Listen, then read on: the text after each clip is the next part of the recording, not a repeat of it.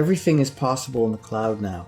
And that's also translating into, a shift in the balance of power in the relationship between workers and management. And we're seeing this with the rise of the gig economy, right? And now the pandemic has just amplified this with all the work from home that we've kind of been forced to do. The relationship between employer and employee has really changed a lot, especially in traditional settings where you're used to working in an office.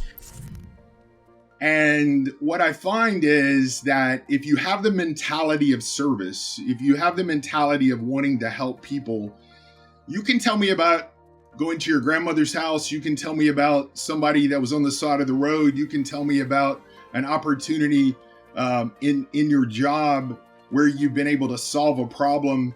So you're looking for, in my opinion, you're looking for people that have a service mentality. Very few organizations managed a smooth and quality transformation. Most of them, it was blind panic. And some of them have got better, some still haven't. But there's a lot of things that need to change to support remote work that didn't change in many organizations. In my opinion, it's going to be an ecosystem play. I think gone are the days that we will be individually operating our own little way of solving problems. I think it'll be much more collaborative, focused on bringing the ecosystem work seamlessly to solve a given problem.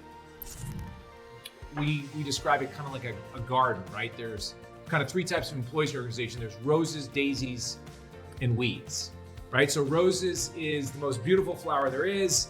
White House doesn't have a daffodil garden, it's got a rose garden. But roses are tough to grow, right? They're really tough to grow. Well, the roses in our contact center are the people that they set the standards. They're the ones that set the targets. They're the ones that have the best responses. If you've got a problem in your organization, you give it to a rose, right? Well, the issue is we have a tendency to reward roses, best this, best that. What a contact center needs to do is it needs to challenge roses. That when we pull up the stats, when it comes to women and even minority groups being involved in technology, you can see that we're well underrepresented. And technology is most definitely the future. We can see that from the stats as well. More and more consumers are more savvy. They're starting with Google. They're starting with finding their own information, even when it comes to customer service. Before they pick up the phone and call, a lot of times they've already did all of their homework and their research. And so the customer journey is starting a lot of times with technology. And I mean, there are so many examples of how technology has changed. And the companies that have continued to move forward have embraced all of that technology. I was president of ACA International about 16 years ago. And I remember sitting in meetings on our executive committee talking about the 8,000 plus collection agencies in the country. Today, we know there's about 4,000, maybe just a little bit more. And one dynamic with those that continue is the fact that they are willing to explore and embrace technology. So when I see somebody that's driven, that has ethics, that can show up on time, that's coachable, that's in good spirits, someone that makes suggestions, these individuals to me are leaders. They're part of the proletariat. They speak for many. Making the call is the most important part right now.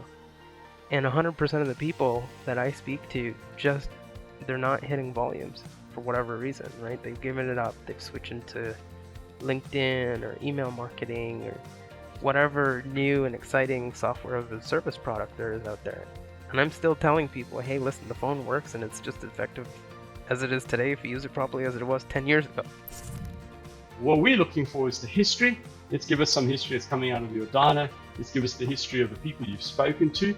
And we will then do our stuff, and there's some complexity on our end. And the way in which we're exposing that back is a simple file. It's simply to say, here is, and it could be an API or it could be, but at the end of the day, let's not make it so difficult to get stuff done that actually at the end of the day, it's too complicated, too difficult to get people to understand.